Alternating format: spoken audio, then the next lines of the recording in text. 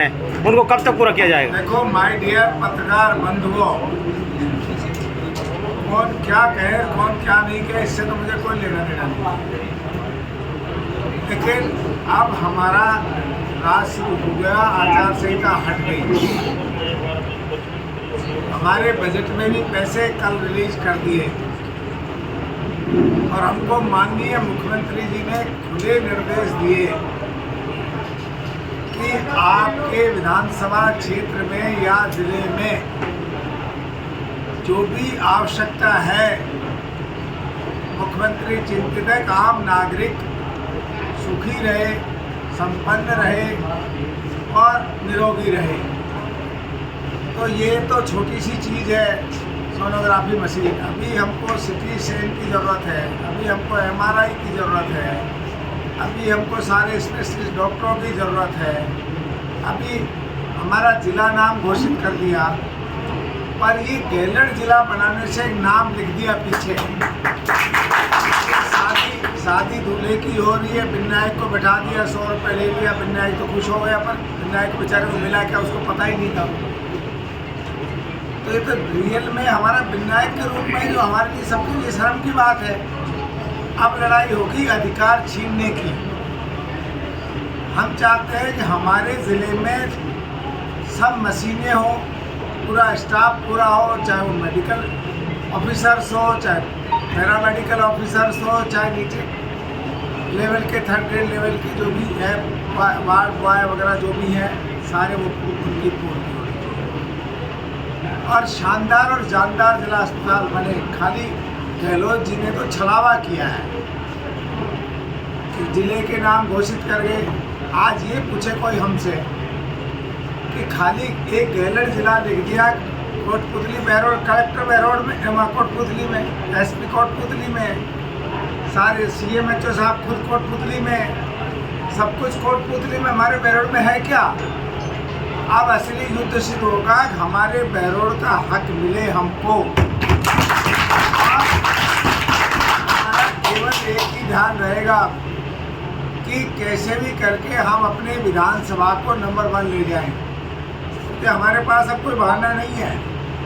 केंद्र में हमारी सरकार, मोदी जी आ गए, यही हमारे लिए गर्व की बात है। भूपेंद्र जी, हम कहते थे भूपेंद्र जीतेंगे तो केंद्र में मंत्री बनेंगे, बड़ा आदमी केंद्र में मंत्री बन गए। अब हमारे लिए नहर भी आना जरूरी है। तो हम विश्वास करता हूँ कि भूपेंद्र जी निश्चित रूप से अपने कार्यकाल में नहर लेकर आएंगे और हमारे बहरोड के विकास में, क्योंकि अलवर के बाद अगर सबसे ज़्यादा कहीं से लीड मिली है, जबकि यहाँ सामने यादव कैंडिडेट था और वो लोकल यही का था, फिर भी बहरोड की जनता ने बड़ा दिल किया और भूपेंद्र यादव को अलवर ज़िले में अच्छे वोटों जिताया। 2nd नंबर पे पूरे ज़िले के अंदर बहरोड रहा है। तो सबसे बड़ा हक बनता है हमारा। तो मैं परसों उनको धन्यवाद देने गया था। तो ऐसे समय में कोई बात कमी नीचे कभी हुआ है तो उनसे पूछ लेना। मैंने उनसे कहा कि अब सब चीज़ें होती रहेंगी, जनता इतनी लंबी आचार संहिता लगी नहीं है और इस बार लगी है, जनता हमसे उम्मीद कर रही है, तो आप तुरंत प्रभाव से हमारा कोटा रिलीज कराओ। तो माननीय मुख्यमंत्री जी का धन्यवाद देता हूँ।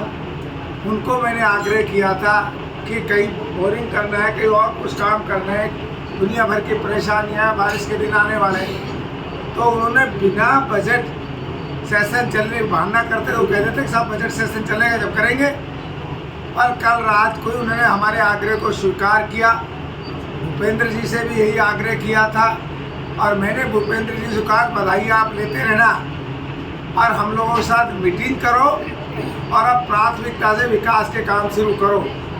तो हमारा दिल तो जब खुश होगा जब हमारे यहाँ सारी सुविधाएं होंगी। जिला अस्पताल के तो 0 है।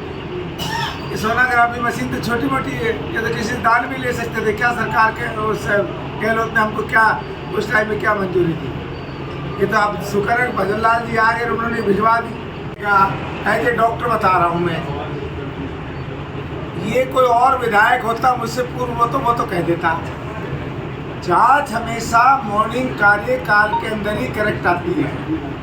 उसके बाद लोग खाना वाना खा लेते हैं लोग और कुछ ले लेते हैं तो वो जांच कभी भी करेक्ट नहीं आती, वो मरीज के हित में नहीं होती। डॉक्टर साहब एक रेडी कोई ज्ञापन नहीं दिया, ना रेडी वालों के बारे में मुझे कुछ पता है, ना मुझे पता है किस तरह की क्या ओछी राजनीति हो रही है। नगर परिषद अगर कानूनन अपना काम कर रही है, कानून में रखे, तो नगर परिषद को और मजबूती से करना चाहिए, और अगर कानून में नहीं है तो उनको गैर कानून का काम नहीं करना चाहिए। ये मैं आप जाके 12 बजे आइए, वहाँ करेक्ट जवाब दे पाऊँगा। मीटिंग ली है, क्या कुछ आज की बैठक को लेकर बताओ, क्या कुछ रहा? आज की बैठक में एक ही एजेंडा था, क्योंकि जनप्रतिनिधि को बोलने का फ्रीडम होता है। एजेंडा एक ही रखा था, नगर परिषद ने, हमारे कमिश्नर साहब ने, चेयरमैन साहब ने मिलकर एजेंडा तय किया। उस एजेंडे के अंदर सबका सहमति लेना जरूरी होता है। वो राज्य सरकार के यहाँ से कलेक्टर साहब को आ जाएगा, कलेक्टर साहब अपनी मोहर लगा के उसको राजस्थान सरकार के पास भेजी। तो आज तक सीमा का कि हमारी नगर परिषद कहाँ तक होनी चाहिए। तो नगर परिषद में जितनी संख्या ज़्यादा होगी उतना ही हमको बजट का आवंटन मिलेगा, उतना ही हमारी श्रेणी के अंदर अच्छे उसमें आएगी, उतना ही हमको अधिकार ज़्यादा मिलेगा। तो सभी पार्षदों ने एक सुर में हमें वो कितनी कहासी के साथ पंचायतें, जो नगर पालिका का क्षेत्र था वो तो ऐसी चीज़ है। एक मिनट मंगा लेना भाई, जो 12 इसके अंदर ग्राम पंचायतें और जोड़ दी। अब हमारी तरफ से तो ये पास हो गया, कलेक्टर साहब के पास जाएगा, कलेक्टर साहब इसको राज्य सरकार भेजेंगे। तो मुझे लगता है कि 99% ये एज इट इज़ ही रहेगा। इसके अंदर जो गांव जुड़े हैं, नांगल खोड़िया पंचायत पूरी, राम सिंहपुरा पंचायत पूरी, खोरी पंचायत पूरी, हमीदपुर पंचायत पूरी, चारों तरफ का हिस्सा ले लिया, खरखड़ा पंचायत पूरी, भूती पंचायत पूरी, शेरपुर पंचायत, जागुआस पूरी पंचायत, काकर धोपा पूरी पंचायत, दहमी पंचायत, माचल और रिवाड़ी, तो चारों तरफ का आ गया। अराउंडिंग पूरा एक सिमेट्री के अंदर हमारी नगर परिषद बन गई। गाड़ी भी नहीं छोड़ी। ऐसा नहीं इधर चले गए, इधर चले गए, इधर चले गए। तो ये ऐसा होगा हमारा। ये रहा करीब ये लो। ढाणी और वो सब ले लिया। गाड़ी रोज जाएगा कि तो गाँव छोड़ दो, ये मेरे को वोट देगा कि नहीं, उस आधार पर हमने इनका मत रखते। और किसको वोट देगा कौन, वो तो आगे की बात है। और हमने पूरे की पूरी अब हमारी आबादी अच्छी बन जाएगी तो हमको सब तरह की सुविधा भी अच्छी मिल जाएगी। यही एक एजेंडा था आज का, ये एजेंडा। सर अभी जैसे आपने मीटिंग में कहा था कि ए श्रेणी की नगर परिषद बनाएंगे। हाँ, रेडियो जो ठेले के मामले, जो पर्ची मामला, इसमें क्या कुछ ये ठेले और रेहड़ी के मामले में अभी आपके सामने है, आप भी सब यही थे। सर रोड पे सीसीटीवी फुटेज कैमरा की कमी है, उसमें थोड़ा सा एक मिनट बात सुनो सर, पहले एक का जवाब दें, आपका सबका जवाब देंगे कि रेहड़ी का जो मसला है ये कोई 2 नंबर में काम नहीं हुआ। मैंने जानकारी ले ली चेयरमैन साहब से भी और मैंने जानकारी ले ली कमिश्नर साहब से भी। ये पिछली सरकार के कार्यकाल का ठेका छुड़ा हुआ है। 5 लाख रुपए में ये ठेका छोड़ा था खुले रूप में, टेंडर बुला कर।